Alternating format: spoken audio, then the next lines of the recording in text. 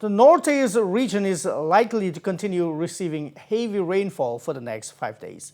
And this has been indicated by the Indian Meteorological Department. As per the IMD, there is a possibility of heavy rains in various parts of the northeast, including here in Guwahati in the next 5 days. There is a possibility of heavy rains accompanied by strong winds and lightning in almost all the districts of Assam. And not only this, the Met Department has also expressed the possibility of hailstorms in many areas. And furthermore, the weather pattern is likely to remain the same till March 20.